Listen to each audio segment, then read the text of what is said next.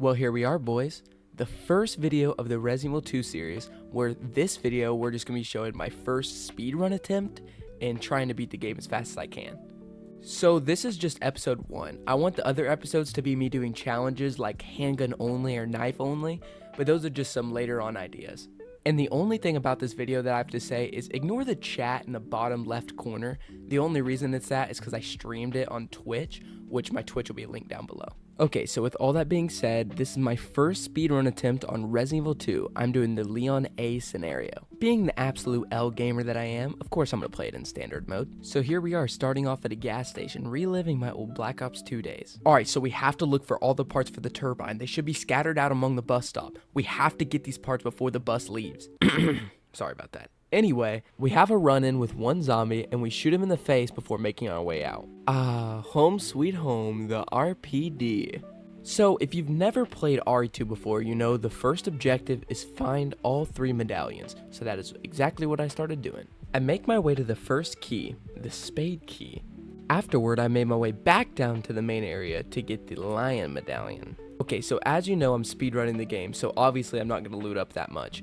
In the video, I don't show myself looting a lot, but just so you know, I have basically nothing the whole game. Okay, so now we get the chain cutter things that we use to cut some chains and get to more rooms. Okay, so I grabbed the weapons keycard as you saw, bopped some zombies in the face, and I grabbed the electronical gadget that I'm going to use to get the maiden medallion. Oh yeah, and I had to spend 500 points to get the Olympia. After that, I squirmed my way through the liquor hallway without getting scratched a single time. Okay, so that leads us right to where we will be getting the second medallion, the unicorn medallion. It also just so happens to be that you have to walk up one flight of stairs straight into a room that leads you to the last medallion, the maiden medallion. Alright, so here we go, putting all 3 medallions in to go straight to our first boss fight. I'm going into this fight with hardly any loot to my name, but what saves me is I only need 2 knives and I can beat this boss. Going into this fight like the British gangster I am, I was knifing the crap out of this boss. I knew it wouldn't take long for this bloody chump to go down, and suddenly, I had beaten the G1 Birkin. After looting up the place a bit, I realized that I actually had quite a bit of loot for speedrunning, which means that's just a lot of time that I could save later on. Well, for now, let's focus on one part of the game at a time. This is the garage part. Alright, so in the parking garage part, basically all I need is 2 electrical parts. Now having the crank, I can make my way to get the first electrical part of 2. The only other problem is the other part is located back in a place none of us want to go. What's up, guys? Today, we're at the gym. Oh, get the flip off me, you creep! Well, good thing we're at a better place than that. The RPD. As if we already hadn't been here enough, we're already back at it, going through it again. Alright, so you make it up to the roof. From the roof, you go down and grab the second key, the club key.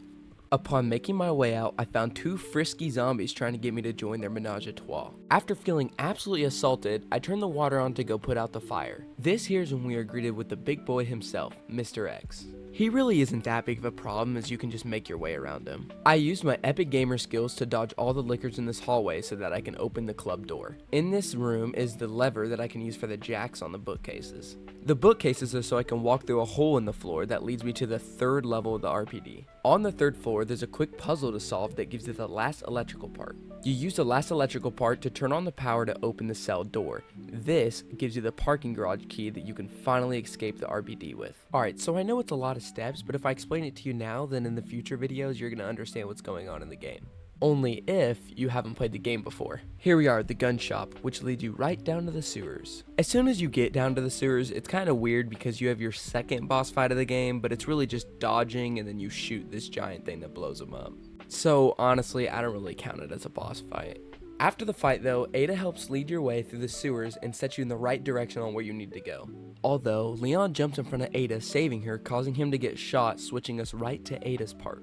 So this part's kind of confusing, but basically you just get this gun that you can use to hack things, and basically you just unlock doors and make your way through the part.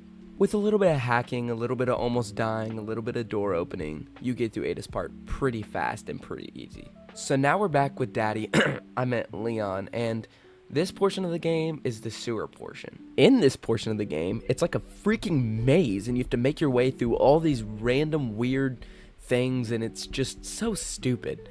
This part of the game just makes no sense to me. I mean, Pretty much the overall objective is you have to save Ada and unlock this door to save her, but it's just so dumb. I don't even know.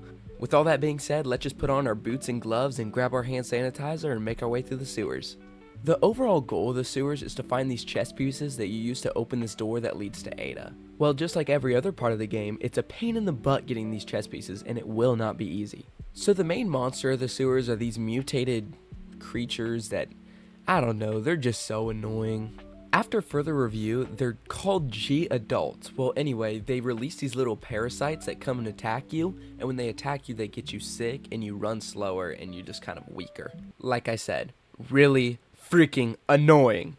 So after you get past all the monsters, you get led to this room full of this big miscellaneous puzzle.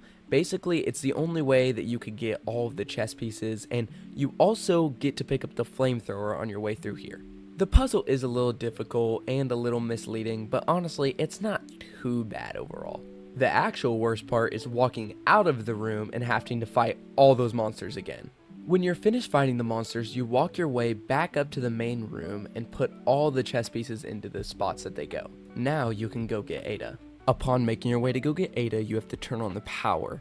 After you turn on the power, you are introduced to the new boss fight. Although I say new, it's actually just G2 Birkin and it's just him mutated more. This fight's honestly really easy, and I just knifed him a whole bunch and then hit the button and he died. That simple.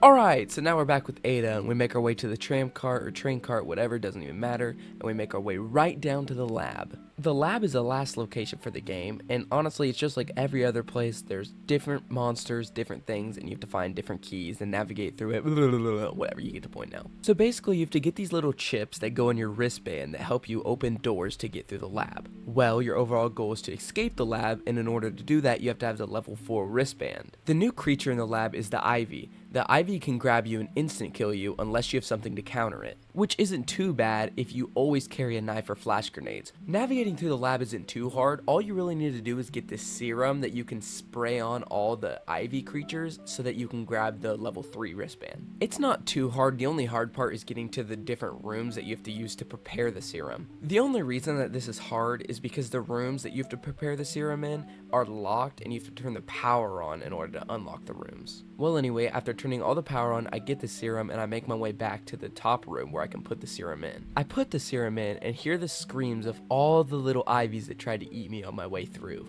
Oh, please help me. Yeah, that was definitely the actual screams of them. Well, got the level 3 chip. So I make my way to the next room, which you can only get to with the level 3 chip. And in this room, I need to turn the power on yet again. In this room, you get a lot of loot, which is weird because you only get a lot of loot before boss fights. Yep, I see where this is going. Alright, so now I'm just mentally preparing myself for what's to come. I loot up, I grab everything I can out of the box, and I get ready. So I make my way back to the main panel before being stopped by the boss. This boss is yet again the same guy, Birkin, but this is his G3 version. I know a lot of people watching this will disagree with me, but honestly, I think G3 Birkin is probably the second easiest Birkin out of all of them. All I had to do was blast him with the flamethrower and shoot him with my handgun a couple times, and boom, the fight was over. After fighting G3 Birkin, I made my way right out of there as fast as possible. So I didn't record this part because I was skipping all the cutscenes and I was speedrunning the game, but basically you just run into Ada and she hacks the thing in the middle so that you can leave without having the level 4 keycard. After you leave, a timer at the top starts ticking, and that's how much time you have before the self-destruct sequence initiates, aka blowing the whole lab up. Upon leaving, you are stopped by the big boy yet again. Mr. X, doing what he does best, chases you all the way out of the lab when you're trying to escape. This is when you're met with the last boss fight of the game, Mr. X himself. On this boss fight, I did what I did best and just absolutely kept blasting this man. I mean, I blasted and blasted and blasted this guy with every single shotgun bullet I had left. And then it was time. The game was finally over, the cutscene had finally started, and I got the rocket launcher. Take this for blasting, you ugly son of a bitch! Alright, here we are, the end of the game. All I had to do was blast a big group of zombies and I made my way through. Alright, that's it for the video, so thank you for anyone that stayed and watched it all the way through. Make sure you stay tuned for future Resident Evil 2 videos because I will be making more. Baby girl, you know what I want. Let me do it to you, do it to you. Let me do you